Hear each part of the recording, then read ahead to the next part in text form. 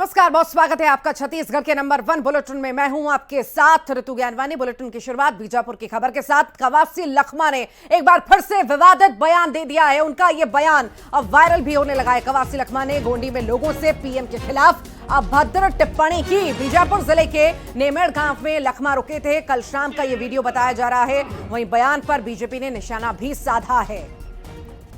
तो पीएम मोदी के खिलाफ विवादित बयान दिया गया, अमर्यादित टिप्पणी की गई। क्या कुछ कहा, आइए सुनते हैं।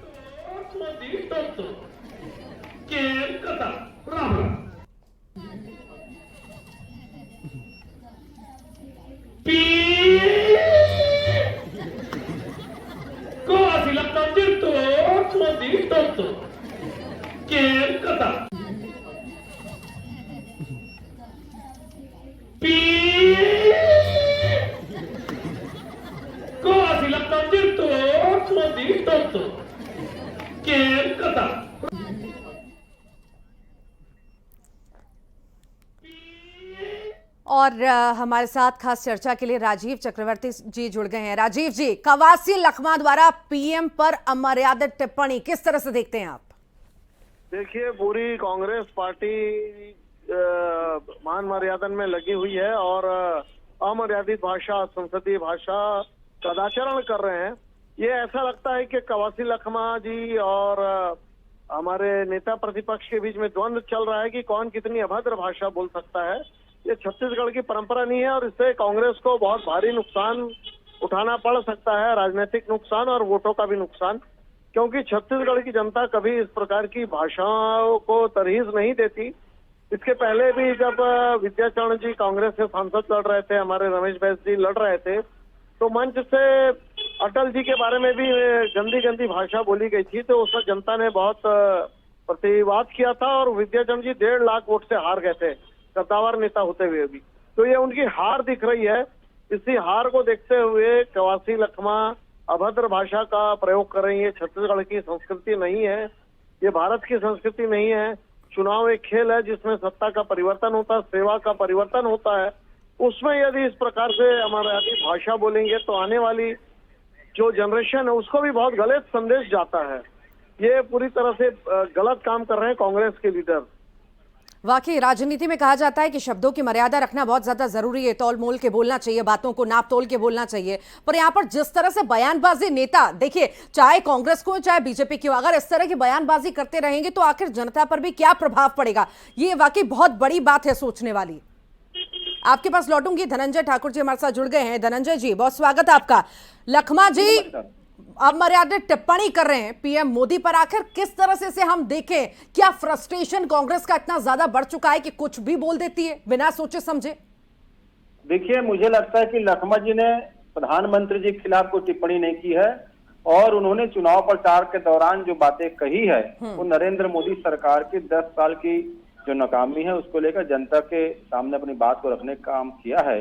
और स्वाभाविक बात है, भारतीय जनता पार्टी के नेता है वो, तो भाजपा का चुनाव हारेगी तो नरेंद्र मोदी जी की चुनाव की हार होगी। यही तो बात उन्होंने कहा। इसमें अपमानजनक टिप्पणी की बात कहाँ से जाती है? ठीक ठीक, फिलहाल बहुत शुक्रिया आपका हमारे साथ जुड़ने के लिए, आप दोनों का ही।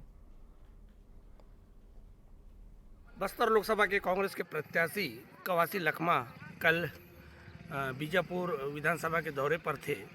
इस दौरान उन्होंने कल 2 सभाओं में विवादित बयान दिया और उस बयान का कोई भी समर्थन नहीं करेगा।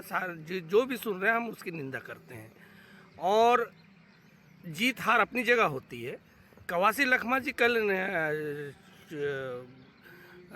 बीजापुर प्रवास के दौरान ग्राम पंचायत नेमड़ में ईवीएम पर जनसभा को ईवीएम में वोट कैसे देना, इस बात को लेकर उनको बताया। लोकसभा चुनाव के रण में नेता शब्दों की मर्यादा भूल रहे हैं। छत्तीसगढ़ में चरणदास महंत ने एक बार फिर से पीएम मोदी पर विवादित बयान दिया। वादा खिलाफी का आरोप लगाते हुए नेता प्रतिपक्ष ने पीएम पर विवादित बयान दे दिए और पीएम को डिफॉल्टर कह दिया। उनके इस बयान पर फिर से विवाद खड़ा हो चुका है। चरणदास महंत के बयान पर बीजेपी ने कड़ी प्रतिक्रिया दी। डिप्टी सीएम अरुण साफ ने महंत के पहले दिए गए बयान और उस पर जताए गए खेद का जिक्र किया और उसे झूठा करार दिया। साथ ही नेता प्रतिपक्ष के बयान को छत्तीसगढ़ की जनता, संस्कृति, सभ्यता और परंपरा का अपमान भी बताया।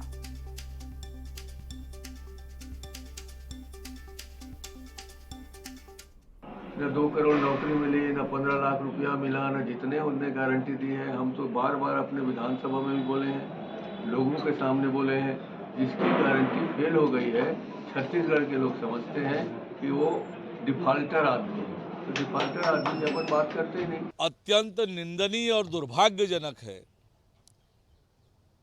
और जो लाठी मारने वाली बात का उन्होंने जो स्पष्टीकरण दिया था, ये पता चलता है कि वो स्पष्टीकरण झूठा और निराधार था। और लगातार इस प्रकार की बातें आ रही है, इसका माकूल जवाब छत्तीसगढ़ की जनता देगी। और इधर बीजेपी ने महंत पर वार किया है। शिवरतन शर्मा ने तंज कसते हुए कहा कि कांग्रेस नेताओं की मानसिक स्थिति बिगड़ चुकी है, केंद्रीय नेतृत्व इनके दिमाग की जांच कराए। उन्होंने कहा कि कांग्रेस नेता राजनीति में मर्यादा लांघ रहे हैं। गुंडी फोड़ने की बात, लाठी उठाने की बात की, और जब भारतीय जनता पार्टी के सभी कार्यकर्ताओं ने कहा कि पहली लाठी हमको मारो, तो खेद व्यक्त कर लिया, माफी मांग ली। इसी प्रकार कवासी लखमा भी पूर्व में पैसे बांटते पकड़े गए, लोगों को शराब पीने के लिए प्रेरित करने की बात करते रहे। अब आज कांग्रेस की स्थिति देख करके कभी मन में विचार आता है कि इनके राष्ट्रीय नेतृत्व से, इनके प्रदेश के प्रदेश अध्यक्ष से निवेदन करें कि भाई अपने नेताओं का एक मेडिकल चेकअप करा लें, इनकी मानसिक स्थिति कैसी है पता चल जाए। तो वहीं छत्तीसगढ़ विधानसभा में नेता प्रतिपक्ष चरणदास महंत के पीएम मोदी पर दिए गए बयान पर मंत्री टंकराम वर्मा ने पलटवार किया। न्यूज 18 से खास बातचीत में टंकराम वर्मा ने कहा कि कांग्रेस नेता लगातार मिल रही हार और घटते जनाधार से बौखला गए हैं। सुनिए। लोकसभा चुनाव की तारीख जैसे जैसे नजदीक आ रही है, भाजपा ने प्रचार भी तेज कर दिया है और जो पक्ष विपक्ष का जो पलटवार है वो भी सीधे तौर पर देखने को मिल रहा है। अभी हाल ही के दिनों में चरणदास महंत का एक बयान आया था जिसमें मोदी जी को लाठी मारने की बात कही गई थी। अब उन्होंने फिर एक विवादित बयान दिया है और उन्होंने पीएम नरेंद्र मोदी को डिफाल्टर शब्द से संबोधित किया है। सीधे हमारे साथ जुड़े हैं मंत्री टंकराम वर्मा जी, आपसे चर्चा कर रहे हैं। अभी हाल ही में बयान फिर आया है चरणदास महंत जी का और उन्होंने डिफाल्टर शब्द से संबोधित किया है। देखिए, ये लोग बौखला गए हैं, इनकी जनाधार समाप्त हो गई है, पार्टी इनकी समाप्त हो रही है, तो बौखलाहट में ये लोग विचलित हो गए हैं। क्या बोल रहे हैं उनको खुद को पता नहीं है। प्रधानमंत्री पूरे देश के प्रधानमंत्री हैं, विश्व के सर्वाधिक लोकप्रिय नेता हैं, जिसके बारे में ऐसे शब्द अमर्यादित असंसदीय बोल रहे हैं।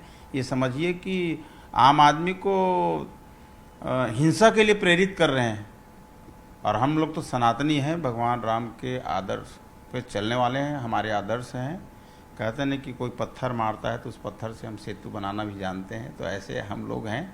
अभी प्रधानमंत्री नरेंद्र मोदी का कल ही दौरा हुआ बस्तर में और राहुल गांधी भी आने वाले हैं बस्तर, अब सीधे सभा होने वाली है। तो क्या लगता है कितना फायदा कांग्रेस को मिलेगा, क्योंकि लगातार आप लोग कांग्रेस को लेके कहते रहे हैं, राहुल गांधी को लेके कि वो जहां जाते हैं सीट हरा के आते हैं। देखिए, राहुल गांधी के आने से कोई लाभ होने वाला नहीं है पार्टी को। वो तो मेरे विधानसभा चुनाव में बलौदाबाजार भी आए थे। इतिहास में पहली बार इतना मत से जीता हूँ, 14,700 आज तक से बलौदाबाजार विधानसभा में 5-7 हज़ार से कोई जीता नहीं है। छत्तीसगढ़ में एक और कांग्रेस नेता पुष्पेंद्र परिहार ने पार्टी छोड़ दी है। परिहार ने भूपेश बघेल पर तानाशाही के गंभीर आरोप लगाए। कहा कि बघेल सभी क्षेत्रों में हस्तक्षेप करते हैं, कार्यकर्ताओं को गुलाम की तरह समझते हैं।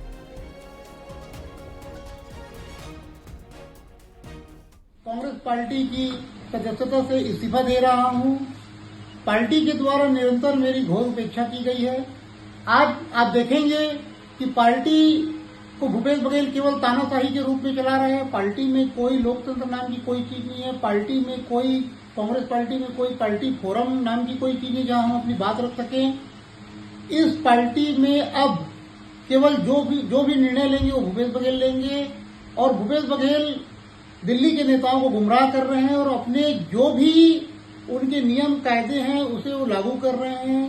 पार्टी के भीतर जातिवाद चला रहे हैं, पार्टी के भीतर परिवारवाद चला रहे हैं। और इधर राजनांदगांव में भूपेश बघेल और संतोष पांडे प्रचार के दौरान आमने सामने आ गए। दोनों ने एक दूसरे से हाथ मिलाया। बघेल ने कहा कि संतोष पांडे गए हैं और मैं आया हूं, उनके जाने का और मेरे आने का समय।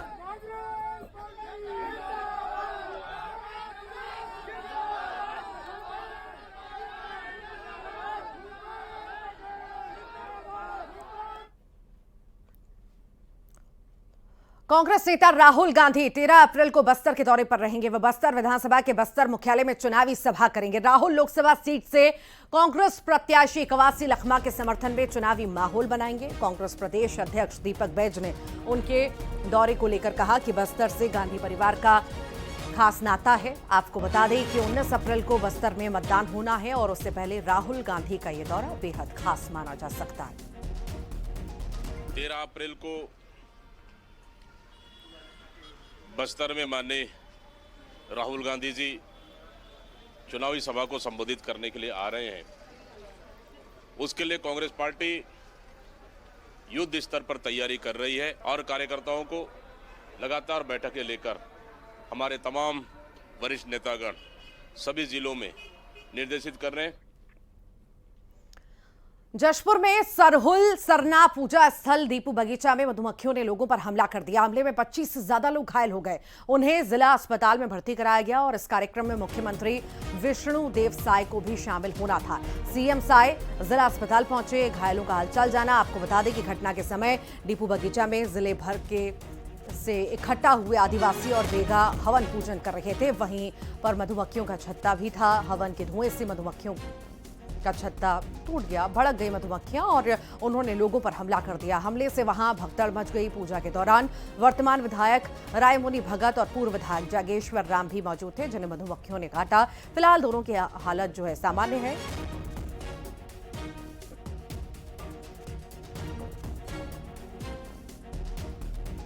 इस बार जहां पर सरना है, जहां पूजा होती है, शायद हमारे चक्कर में हमको जैसा पता चला है फॉरेस्ट वाले ज़्यादा साफ सफाई के चक्कर में नीचे पत्ती उत्ती को जलाए होंगे और धुआं के कारण जो पेड़ों में मधुमक्खियों का जो छत्ता था, तो धुआं के कारण थोड़ा वो लोग नाराज़ हो गए और कुछ हमारे बेगा और जो सरुल समिति के जो अध्यक्ष हैं उनको भी मधुमक्खी काटे। विधायक महोदया को भी कुछ कृपा इनके ऊपर भी बरसाए, लेकिन हालत सब ठीक है, सबसे मिले हैं।